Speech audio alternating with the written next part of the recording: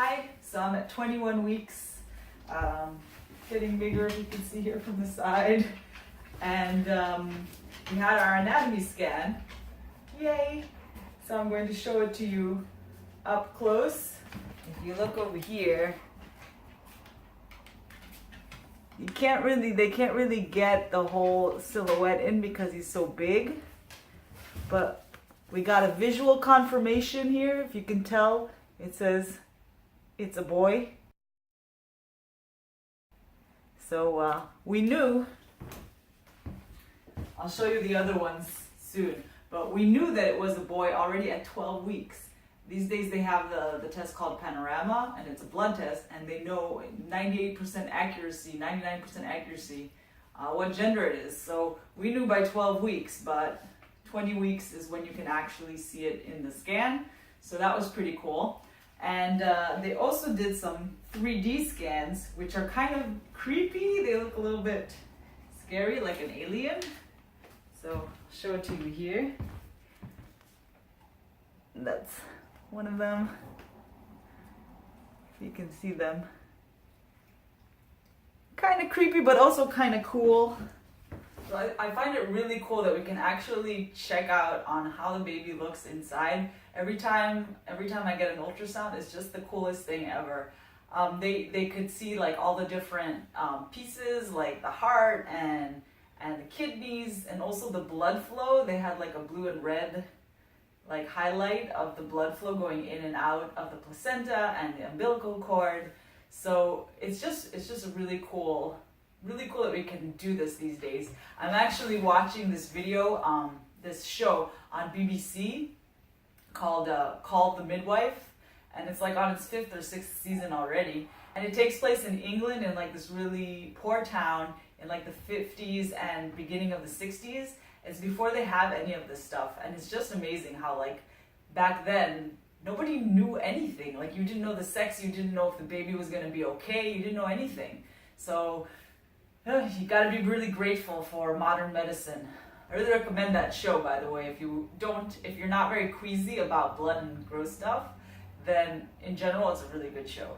So this week I felt pretty great. He's been kicking a little bit harder, stronger, and more frequently.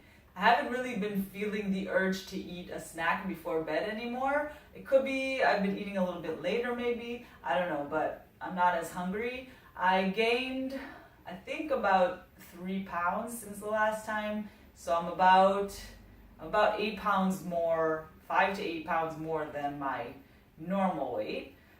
So I think I'm gaining weight in a good rate.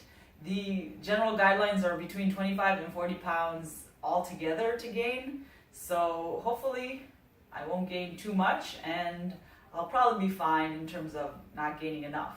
Because this baby is gigantic. Apparently he weighs about 14 ounces right now, and the normal is like 10 ounces. So he's a big boy, and I assume that I'm gonna get much bigger as time goes on. With my workouts, I've been doing pretty well, though conditioning workouts, like the high intensity stuff, still takes me longer than usual. I still have to rest more and more. I'm still doing my Kegel exercises and deep squats and hanging, which is super important. And if you want to see how to do Kegel exercises, check out one of my videos. I'll link up over here and in the description down below. I want to talk to you about sleep today. I know a lot of people have trouble with sleep. I used to when I was younger, and apparently it's a big complaint with pregnant women that they have trouble sleeping, probably because you're uncomfortable or you feel the kicking too much, or I don't know, also hormones or something. But in general, I know that sleeping can be an issue, and sleeping is so important because that's when all the anabolic stuff happens. Your muscles grow, your baby grows, everything happens while you're sleeping. So super important to get enough sleep. So I'm going to give you some tips of what you can do and what I do before I go to sleep. So most sleep experts recommend to wind down slowly. Don't go from doing the dishes, cleaning the house, yelling at the kids, and go right into bed, because that's your heart rate is up, you're in awake mode, and it's a bad idea to even try to go to sleep at that point. But The whole sleep process should start about 2 hours before you decide to go to sleep. So it's a good idea also to go to sleep at around the same time every day, if you can, if possible. You have kids, it's more of a problem probably. And I assume that later on I will have more trouble with the baby. About 2 hours before bed, you want to try to turn off all screens and put that blue blocker on your phone. You know, most phones have this these days, the newer ones, where you can just tap on this thing, a blue screen, I think it's called blue blocker. You block the screen and it blocks the blue light from the screen, which is the main issue with screens. Screens simulate daytime, and daytime will confuse your brain and think that it's daytime, and then you won't sleep very well. It will also affect according to research that I've heard, it will affect the quality of your sleep as well. If you're exposed to too much light during the night, it messes with your circadian rhythm, and then even if you are able to fall asleep, your sleep is not going to be as good. So limit screen time. I usually turn off the TV about 2 hours before bed, and I go walk the dogs, wash the dishes, put my blue screen on my phone, and by the time it's time to go to bed, I haven't had too much exposure to light, as little as possible. Well, then I go to the bathroom, do the stuff that you have to do, brush your teeth, wash your face, whatever you do in the bathroom. Try to, if you have the possibility, to have dim lights in the bathroom, in your bedroom, so that you don't have too much exposure to light right before you go to bed. And then I do stretching.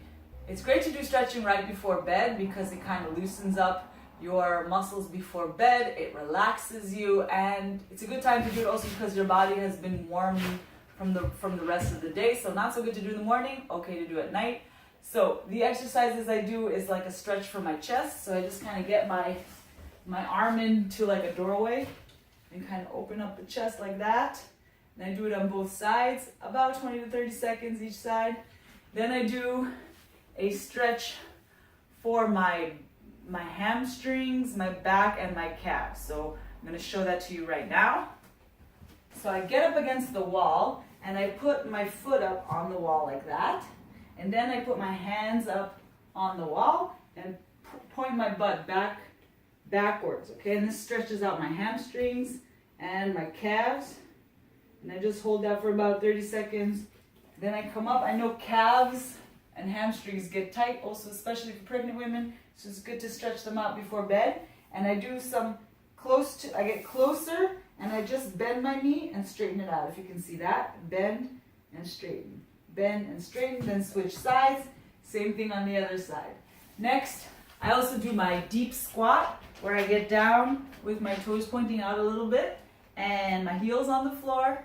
And I just kind of sit here for about 30 seconds, or 30 seconds to a minute. Next, I get up on my bed, at the side of my bed, and imagine the bed is over here, and I put my leg up. I put my leg up like this, and this is on the floor, and I kind of lean forward. You can do this also just on the floor, but on the bed, it's even a more intense stretch, and you kind of stretch like that for a few seconds, and then I bring my foot, imagine my foot is on the bed, and I bring my leg like this. I'll show it to you with a chair, hold on. So if you imagine this is my bed, so the first stretch is I get my leg up like this. It's not as comfortable on the chair here. My foot is down here, and I kind of straighten my back out and lean forward. So this is stretching out the hips area and the thigh, and then you switch sides. Then I switch to a position where my thigh is like this on the bed. I'm trying to get into a comfortable position here. And I grab my back leg, so that stretches out my quads, which is important. And you just hold that for a few seconds on each side.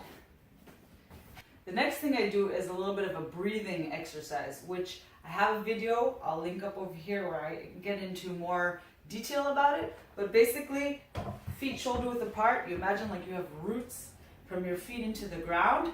Your shoulders are relaxed, your hands are relaxed. Take a deep breath in, raise your hands up, and breathe out. Try to keep your fingers and your shoulders relaxed. Deep breath in. You do this 3 times. And breathe out. And again.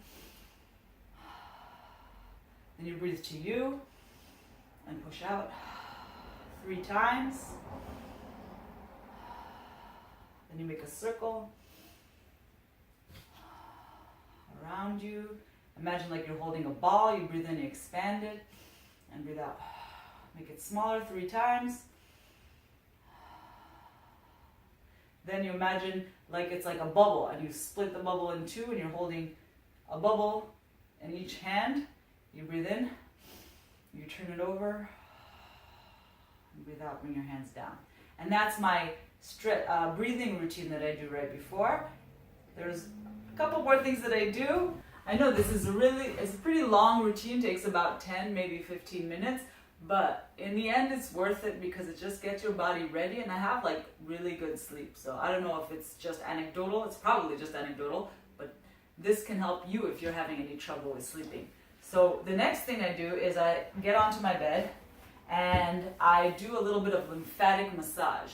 A lymphatic massage is for the lymphatic system. You have your lymph nodes, and there's a whole lymphatic system that goes through your whole body just under the skin, and it's in charge of drainage. Basically, drainage and the immune system. And the drainage system is basically right under the skin, and it's all flowing upwards towards the center of your body. So let's say a lot of women have trouble with restless feet and in pregnancy, and also a lot of women complain of like swollen ankles, swollen legs, calves. So this and also restless calves during sleep. The first thing I actually do is take magnesium, which helps with kind of like relaxing the muscles, but ask your practitioner if that's okay. And also doing a little bit of lymphatic massage. So lymphatic massage is a very light massage. You don't want to press hard because that goes into the muscle, the deep tissue. It doesn't work on the actual like right under the skin. So you just want to get right under the skin, and you want to go always upwards, okay? So I basically go from my ankles, I go around my ankles, upwards in this motion like this with my ankles, and then I come up just behind the calves like this. And if you have to lean back, I have already like 3 pillows on my bed, so for my comfort. So I stack up those pillows and I lie back and I kind of do this with my leg upwards. So I'm very lightly coming upwards in front and in back on the calves, and then I get to right behind the knee, and there's like a lymphatic drainage area right here. So you kind of lightly just press up and back, up and back, up and back, up and back. And you can do that up your foot like this, up and back, right behind the knee there, also very important. Over there, and you do this a couple of times. Then you come up here on the side of your thigh and the inside of the thigh also. Lymphatic drainage right up here into the groin area. You can do this with your forearms, you can do it with your hands, and just the whole thigh area, upwards and around. This is just a nice massage. It feels nice, and it's relaxing the legs right before bed. And you do the same thing on the other leg. Start from the ankle upwards. Usually I'm without shoes, so it's easier to do. Right around the ankle. Don't press hard on the ankle area. The ankle area is associated with the womb area in reflexology, and you don't want to press hard on that area. Usually reflexologists actually press hard on that area if you want to induce labor. So don't press hard, just lightly. And of course, I said the whole massage should be light. And then up the leg on both sides, in front, in back, and right behind the knee, upwards, upwards, upwards. Everything is upwards. Even if you're going down the leg, you're still bringing it upwards, okay? Right behind the knee a bunch of times. Then inside of the thigh here, the groin area, and just all around the thighs. And the last thing I do after this is self-reflexology, which I will show you in another video because it's a little bit more complicated, a little bit more advanced. If you guys didn't know, I used to be a massage therapist and reflexologist for like 6 years, and I still practice it on my husband, myself, and some friends, but I don't take money for it because in New York, for some reason, there's a lot of crazy laws that don't let me do it. But I still retain that knowledge, and I also actually expect to use that knowledge on, I hope, on the baby when he comes to help him sleep. Because my teacher once said, my reflexology teacher back when I learned like 10 years ago, said that he has used it on his kids to help them sleep and they slept like babies, which is a funny term if you think about it, because babies wake up every 3 hours. Anyway, he said that they slept better and were more calm, and it also helps colic. So I'll show you all that stuff next week. Well, I hope you found these tips helpful, and if you like this video, please click the thumbs up and share it with a friend who you think might like it too. You can subscribe to my channel if you'd like, and thank you so much for watching.